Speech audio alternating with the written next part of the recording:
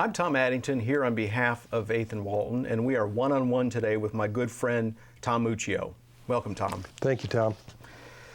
To a great extent, Tom and the team he led was responsible for forging a model of what partnership looked like between a significant retailer on one hand and a significant supplier on the other hand, in this case between Wal-Mart and Procter Gamble. You've already heard it said before in these one-on-one interviews that there are currently roughly around 1,235 suppliers here in Northwest Arkansas serving Wal-Mart as their customer. And sitting across from me right here is really the individual who was at ground zero of what that looked like. What did it look like for a supplier and a retailer to get together, and what did it look like for a supplier to be sort of co-located with a supplier?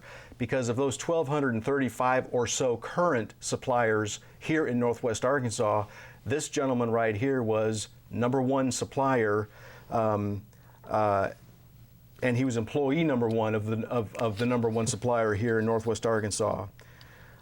He was brought here primarily at the request of Sam Walton, who said to Procter & Gamble, there's got to be a better way of doing business between us and you, and that was what Tom came to figure out. So Tom, it's great to talk to you. Thanks. Happy to be here. Here's what I'd love to do to begin with. Just to supply not necessarily a sense of history, because lots of people kind of know what the history is, as Wal-Mart came here at the request of Sam Walton because there was tension between Wal-Mart on the one hand and P&G on the other, and all of that kind of thing.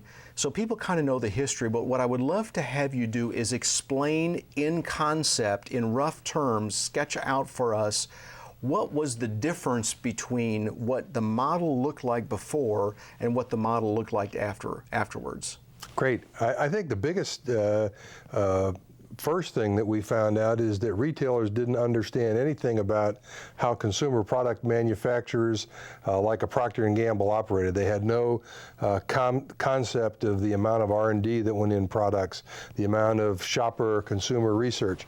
On the flip side, P&G really didn't have a very good understanding about how retailers worked. We were experts in our brands, we were experts in our category, we knew what was good for us, and that's what we tried to get done at the customer, and we didn't really have a very good understanding of how our product went through a customer's system, what the issues that they had. The dialogue was mainly between the salesperson and the buyer. And as I've said many, many times, when you're dealing with something that's a total system, those were the two people that were the least likely to have a good view of the total system. And when you talk about total system, when you talk about that buyer, the buyer-seller relationship, as you have often portrayed, it was like a bow tie. Right. So the buyer and the seller were at the tip of that bow tie. That's right. In either case, and then arrayed behind them were the different and various functions of each of their respective organizations. That's right. And each of them, in a sense, represented their organization as a whole to the other entity. That's exactly right. But neither of them really, as you just said, were able to do that with any sense of holistic integration. That's right, and the thing that then compounded that is when they did talk with a person from a various functions, be it logistic or finance or IT, in both companies, those resources were almost 98% focused on internal problems. Or internal issues. So at the very beginning, it was a bow tie. Right. It was two V's on their side, right, that met in the middle, buyer-seller interaction, right, and that really was, in most cases, represented the sum total of all the interaction between the two entities. That's exactly right. There was a Wal-Mart strategy, which the buyer was told that here's what we need from you, here's how you do it with the supplier, here's the information you need, here's the pricing, here's how we're going to make this work. On the flip side, the same thing was true for the consumer products company. They were down there, the salesperson was there with an agenda that came from headquarters, and his job was to get that done. So if that's the way it was in the beginning, essentially what you did was what?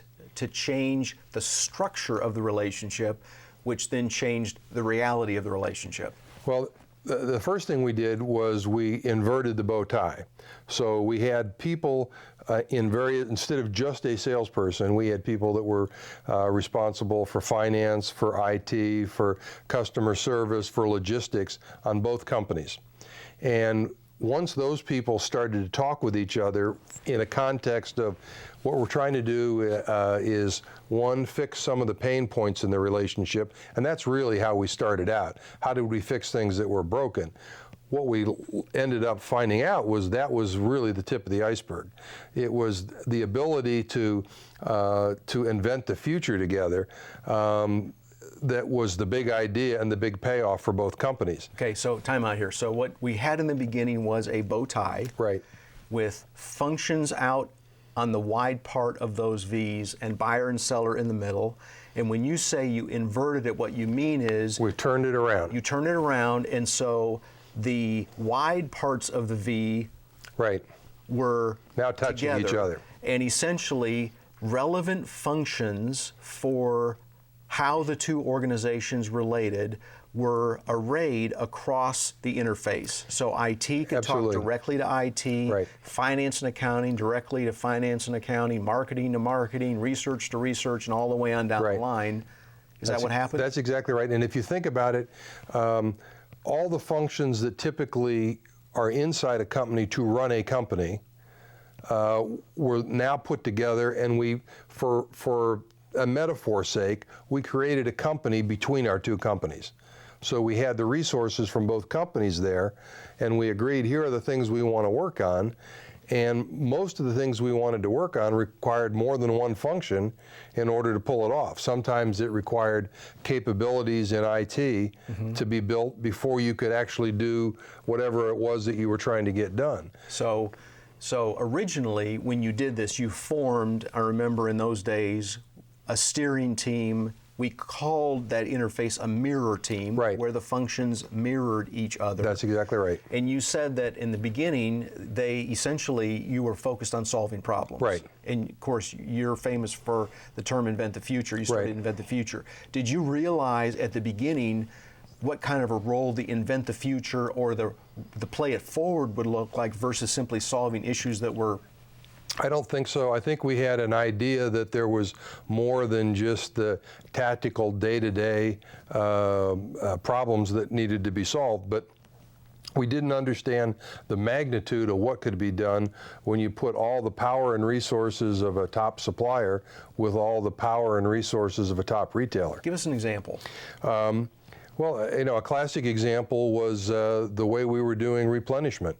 Wal-Mart buyers would create an order which would be given to a P&G salesperson, which would then be given to someone in P&G's order processing, which would then be sent to a plant to be filled, would then come back and be received in a warehouse. I mean, there were 15 hands that touched the issue, and at no point in time could anybody call and know exactly what was going on with the order. So what would happen is if an order didn't get there in time, the buyer would call the salesperson and say, "I can't believe the order didn't arrive. You're going to go in the penalty box. You'll never get another ad." The salesperson on the other end, this is the first time he's hearing that he's got a problem, didn't know he had a problem, and so he's trying to find out where's the order and whatever. When we then get all the experts together, we say we have way too many handoffs here. And if we really trusted each other, what we could do is Walmart had the capability to give P&G the information by store, by DC, by product of what was moving. So what we did is we eliminated the need for Walmart to touch the order. They gave P&G inventory, and then P&G had someone who was responsible for total order management, is what we called it. And that person would write the orders within the guidelines of inventory expectations that Walmart had, and that person would follow it through the system, ensuring that it got to the right plant. If there was a problem, would move it, would ensure that the product was delivered properly on the right timing, that we had the right delivery appointments, and also that the invoicing got done accurately. And so we took 15 handoffs that involved both companies, And we still had people in both companies that were involved, but we had a quarterback managing the whole process, and we eliminated a lot of the kind of routine stuff that was not value added from Wal-Mart. Tom, way back at the very beginning of your involvement in this, I mean, you came to Fayetteville to do this in 1987 right. or something like that, right? Okay. So way back at the very beginning, as you were beginning to define what this looked like and what it would be called and how you would articulate it, you used to, in those days, if I remember right, say we want maximum sell-through at the lowest possible cost of doing business. Right. Is that right? Right. So you were looking for a streamlined system. That's different than saying maximum sell-through at the lowest product cost at point of sale. Right. You're talking about driving cost out of the system. Absolutely. Okay. So to what extent, to what